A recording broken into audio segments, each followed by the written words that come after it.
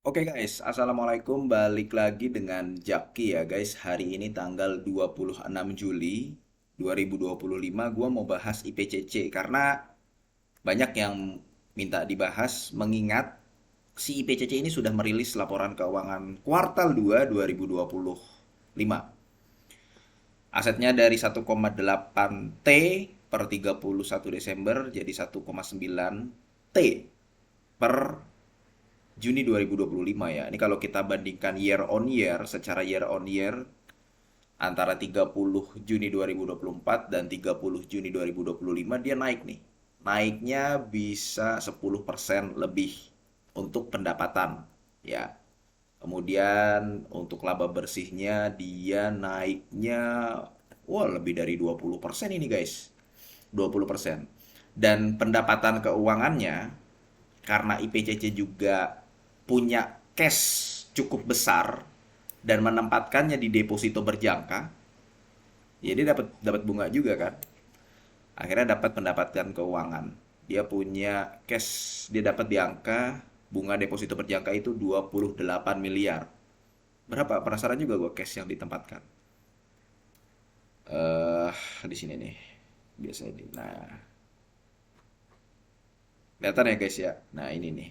Ini piutang, kas dan setara kas di angka 885 miliar. Ya, gini guys.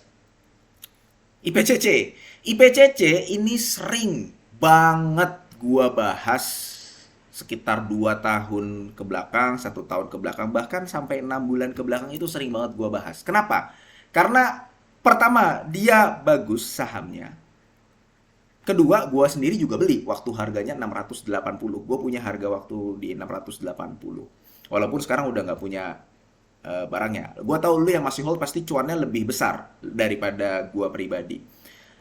Nah, alasan pertama kenapa gue bilang bagus ya, gue membandingkannya dengan 2 tahun yang lalu itu booming perusahaan-perusahaan batubara. Di saat semua orang masih wah berus batubara nih udah masuk batubara aja dividennya gede gitu ya. Nggak cuma saham batubara saja, ada kayak LPPF, kemudian kayak MPMX, kemudian IPCC. Nah, salah satu faktor kenapa gue katakan bagus adalah kinerjanya bukan temporer. Paham ya? Kalau komoditas itu kinerjanya biasanya temporer. Ketika harga batu baranya roboh, jatuh, ya kinerjanya ikutan roboh. Coba lihat laporan keuangan kuartal 2 KKGI. Itu hancur dia, hancur lebur. IPCC, makanya gue bisa menyimpulkan bagus adalah dia bukan temporer. Dan dia kinerjanya relatif stabil ya kan?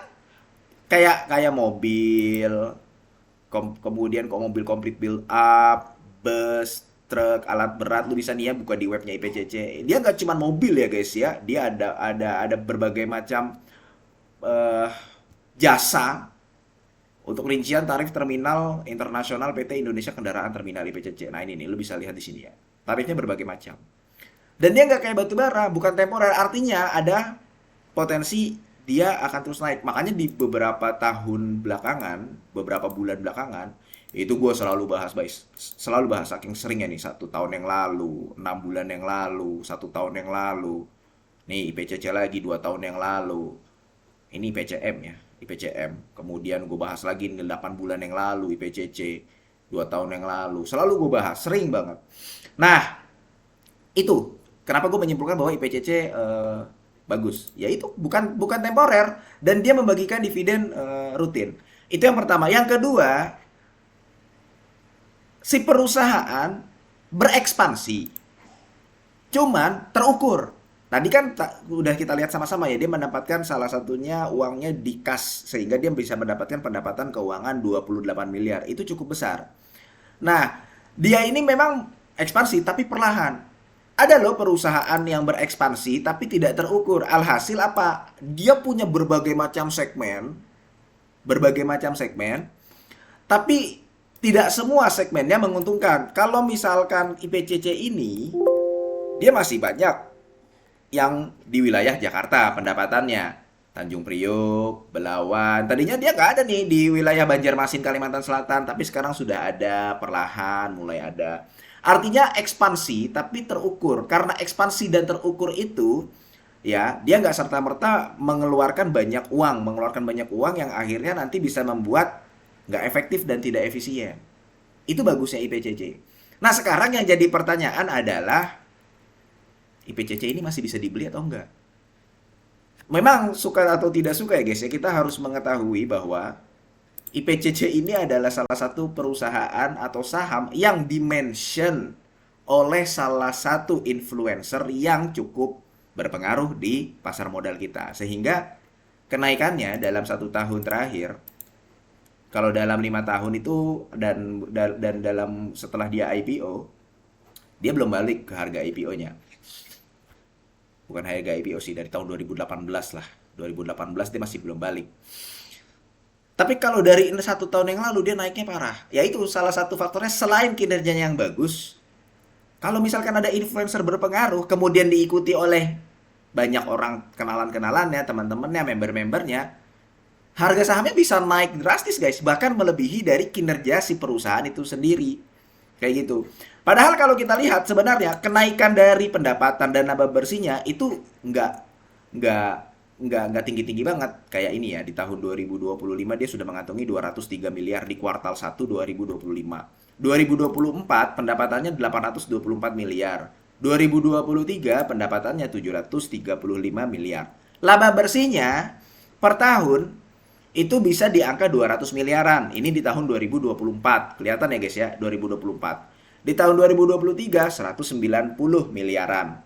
Di tahun 2022 itu 161. Pendapatannya konsisten bertumbuh paling tidak di angka 10%, 10-20%. Itu bagus. Perusahaan yang bisa menumbuhkan laba bersih di atas 10% itu bagus. Dan IPCC sampai paling tidak tahun 2024 sudah melakukan hal itu. Kita nggak tahu tahun 2025 ini berapa, karena kalau dilihat ini guys ya, dia sudah mengantongi laba bersihnya tadi itu, nah ini nih,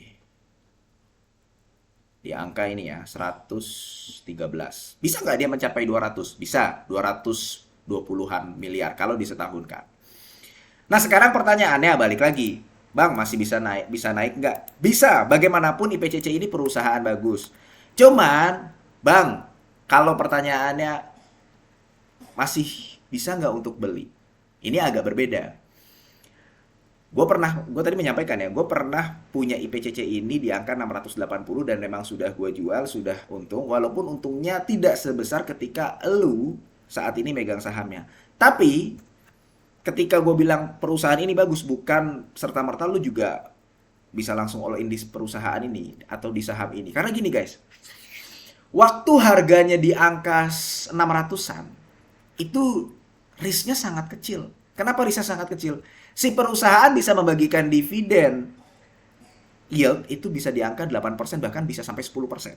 Cuman, sekarang karena kenaikan harga sahamnya, return dari dividen yieldnya itu tidak sebesar yang sebelumnya. Kemudian, risknya juga tidak sebesar yang sebelumnya. Jadi, kesimpulannya adalah guys, kalau gua pribadi, perusahaan ini, saham ini masih bisa naik atau tidak? Bisa. Karena kalau dilihat dari ini, dia masih bertumbuh. Dan lu kalau mau mendapatkan data ini guys ya, ini nggak cuma IPCC, lu bisa menghubungi nomor ini 0818 83412696. Ini untuk WhatsApp-nya atau nomor teleponnya. Untuk Instagram-nya @lkperusahaan. Nah, dia menjual data seluruh perusahaan yang ada di Bursa Efek Indonesia sejak kuartal 1 2019 sampai seterusnya. Per kuartalnya dihargai 50.000. Dengan 50.000 per kuartal lu bisa mendapatkan data dari pendapatannya, laba kotor, kemudian review per kuartalnya, per tahunnya, lu bisa mendapatkan arus kasnya bagaimana, ya, seluruh perusahaan yang ada di Bursa Efek Indonesia dengan 50.000. Jadi ini kalau gue bilang adalah data yang sangat murah, data yang sangat membantu lu untuk screening saham dan cukup murah. Kayak begitu guys. Kalau misalkan lu ambil dari kuartal 1 2019 sampai 2025, itu sebenarnya biayanya adalah 1.300.000. Tapi karena lu penonton setia belanja saham, katanya ada potongan 400.000 dan lu bisa mendapatkan dengan harga 900.000. Untuk lebih jelasnya lu bisa menghubungi ini guys ya. Ini data lengkap dan membantu sekali. Balik lagi ke IPCC. Kesimpulannya kalau gue pribadi guys ya, apakah IPCC ini bagus? Bagus. Tapi apakah masih bisa nggak beli sahamnya? Risknya sudah tidak sekecil sebelumnya waktu harganya masih di angka 600 atau 700. Kayak begitu guys. Jadi kalau misalkan mau masuk, ya masuk dengan porsi yang terbatas, masuk dengan porsi yang tidak dominan. Karena ya itu gue bilang, dia dibandingkan dari beberapa bulan sebelumnya, seperti tahun 2024, risknya itu sudah tidak seperti yang beberapa bulan sebelumnya itu. Apakah dia bisa naik lagi ke angka segini? Nih, 1.600 bisa.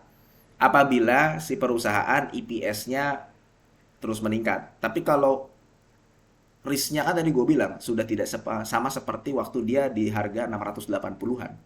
Itu aja. Oke, mudah-mudahan video ini bermanfaat dan semoga lu sehat selalu sehingga kita bisa bertemu kembali di video-video selanjutnya. Kesimpulannya, kalau memang ada saham lain yang bisa berpotensi seperti IPCC ini, kenapa lu tidak mencari saham lain itu saja? Oke, gua akhiri. Wassalamualaikum warahmatullahi wabarakatuh.